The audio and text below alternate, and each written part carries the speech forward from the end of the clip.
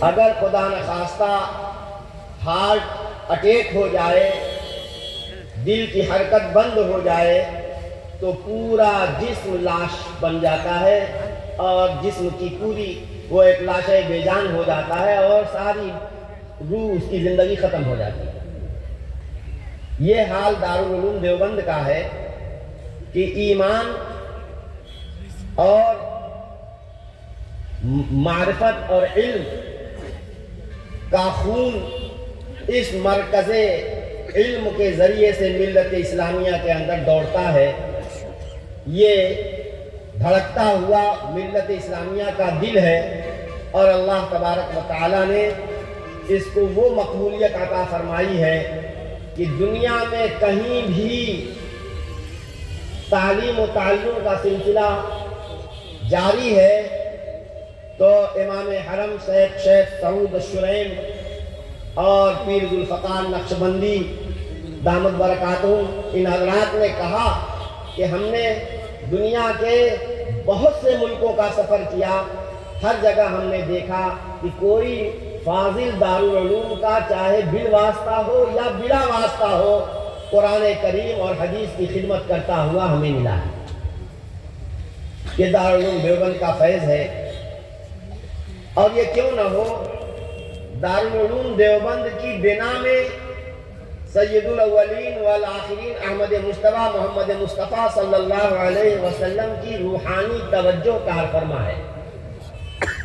ہمارے استاد محترم حضرت مولانا ریاست علی بجنوری رحمۃ اللہ علیہ کا شعر ہے کہ یہ اہل دل کا جو دارالعلوم مرکز ہے، یہ اہل دل کا جو دارالعلوم مرکز ہے، ملا ہے سب کو یہاں کا پتہ مدینے سے۔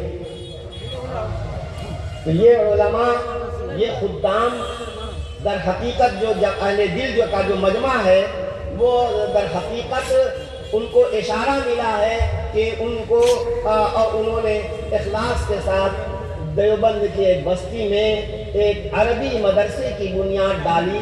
نہ جانے کس اخلاص سے ان اللہ کے بندوں نے اس ادارے کی بنیاد ڈالی کہ قیامت تک کے لیے اللہ نے اس کو قبول فرما لیا۔ سبحان اللہ۔ حضرت حاجی عابد حسین صاحب دارالعلوم دیوبند کے محتمم اول، انہوں نے خط لکھا حضرت حاجی امداد اللہ مہاجر مکی نور اللہ مرقدہ کو، دارالعلوم ایسے وقت میں قائم ہوا ہے کہ انگریزوں کا تسلط ہے اور علماء کو چن چن کر کے تحقیق کیا جا رہا ہے اور عجیب صورتحال ہے۔ اللہ والے راتوں کی تنہائیوں میں گڑ گڑائے ہیں، بلبلائے ہیں، روئے ہیں کہ یا اللہ بر صغیر میں اسلام کی زندگی اور اس کے بقا کی کوئی سبیل پیدا کر دے۔ حاجی عابد حسین صاحب رحمۃ اللہ علیہ کا خط جب حاجی امداد اللہ رحمۃ اللہ علیہ کے پاس پہنچا، کیا لکھا تھا اس میں کہ حضرت ہم نے اللہ پر بھروسہ کر کے دیوبند میں ایک مدرسہ عربی کی بنیاد ڈال دی ہے، دعا فرمائیں اللہ اسے قبول فرما لے۔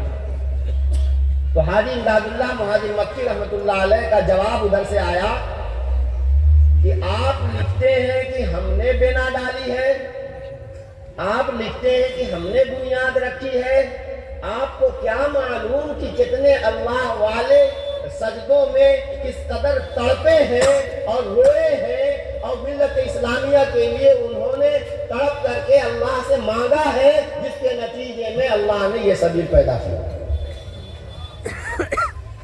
تو میرے بھائیوں اور دوستو، یہ بات کہنے کی نہیں ہے، سب جانتے ہیں، بالکل کھلی ہوئی بات ہے۔ علماء کرام کا ایک بڑا مجمع یہاں موجود ہے اور ملت کے ذمہ دار، ملت کے ہمدرد اور بے خواہوں کا ایک بڑا مجمع یہاں موجود ہے۔ صحیح کہا ہمارے دوست مفتی عبدالکریم صاحب نے کہ یہ صرف چند علماء نہیں ہیں، بلکہ یہ سمجھیے کہ یہ کریم ہے، ملت اسلامیہ کی ایک کریم ہے اور ایک بہت منتخب مجمع ہے۔ علماء انبیاء کے وارث ہیں، ہم بار بار سنتے ہیں، حضرت نبی کریم صلی اللہ تعالی علیہ وسلم خاتم النبیین ہیں. آپ کی نبوت وقتی نبوت نہیں تھی بلکہ دائمی نبوت تھی. قیامت تک آنے والے آخری فرد کے آپ نبی ہیں. اسی طرح آپ کی نبوت جزیرہ عرب تک محدود نہیں ہے بلکہ آپ کی نبوت آفاقی ہے, دائمی بھی ہے اور آفاقی بھی ہے. ظاہر بات ہے, اسی لیے اللہ تبارک و تعالیٰ نے فرمایا وَمَا أَرْسَلْنَاكَ إِلَّا رَحْمَةً لِلْعَالَمِينَ, ہم نے آپ کو تمام جہانوں کے لیے رحمت بنا کر بھیجا ہے. تو حضرت صلی اللہ علیہ وسلم رحمت للعالمین ہیں. آپ کی بعثت کے بعد پچھلے تمام نبیوں کی بعثت منسوخ ہو گئی, نبوت منسوخ ہو گئی. آپ پر جو کتاب اتاری گئی وہ کتاب قیامت تک آنے والے انسانوں کی ہدایت کے لیے ہے اور اللہ نے اس کتاب کی حفاظت کی ضمانت لی. اور اس کا جو بیان اور اس کی جو شرح نبی کریم صلی اللہ علیہ وسلم کی 23 سالہ زندگی ہے, اللہ تبارک و تعالیٰ نے اس کی بھی حفاظت کی ضمانت لی ہے. کیونکہ قرآن لفظ اور معنی دونوں کا نام ہے. لفظ کی اگر حفاظت ہو, معنی کی اگر حفاظت نہ ہو تو حفاظت صحیح معنوں میں نہیں ہوگی. تو اللہ تعالیٰ نے الفاظ قرآن کی حفاظت کی بھی ضمانت لی ہے اور اس کا معنی جو سنت نبوی ہے وہ بھی اللہ تبارک و تعالیٰ نے اس کی بھی حفاظت کی ضمانت لی. نبی کریم صلی اللہ علیہ وسلم تو اس دنیا سے اپنا کام کر کے اپنے وقت پر تشریف لے جائیں گے, لیکن آپ کے بعد آپ کا جو کاج اور آپ کا جو کام تھا وہ امت انجام دے گی. کیا کام تھا؟ یہ 4 کام تھا جو اس موضوع کے مناسبت سے میں ذکر کر رہا ہوں بہت اختصار کے ساتھ. نمبر 1, یتلو علیہم آیاتہ, یہ نبی اس لیے بھیجا گیا ہے تاکہ اللہ کے کلام کو اپنی زبان سے پڑھ کر کے سنائیں. کیوں؟ تاکہ امت کو صحیح پڑھنا آئے اور تاکہ امت کے دل میں قرآن محفوظ ہو جائے. قرآن کے الفاظ کے اندر کوئی تغیر, کوئی تبدیلی قیامت تک نہیں ہونے والا ہے, اس کی گارنٹی لی گئی ہے. اس لیے اللہ نے اس قرآن کے یاد کرنے کو بھی آسان کیا اور نبی صلی اللہ علیہ وسلم کے ذریعے قرآن کریم پڑھنا سنانا قیامت تک کے لیے یہ سلسلہ جاری کر دیا گیا. مدارس اسلامیہ میں یہ کام انجام دیا جاتا ہے جس کے ذریعے سے قرآن کریم کے الفاظ کی حفاظت ہوتی ہے. دوسرا کام نبی صلی اللہ علیہ وسلم کا, یہ قرآن کتاب ہدایت ہے, ہدی للناس ہے, ہدی للمتقین ہے.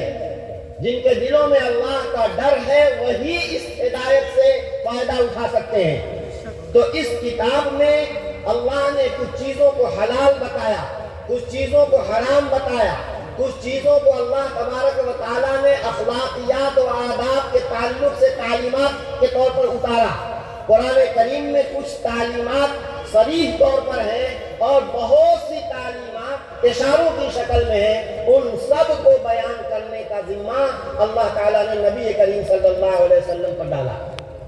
چنانچہ آپ نے 23 سالہ زندگی میں جو کچھ فرمایا, جو عمل کیا, آپ کے سامنے صحابہ نے جو عمل کیا اور آپ نے اس پر خاموشی اختیار کی, یہ سب کا سب بیان قرآن ہے. قرآن کا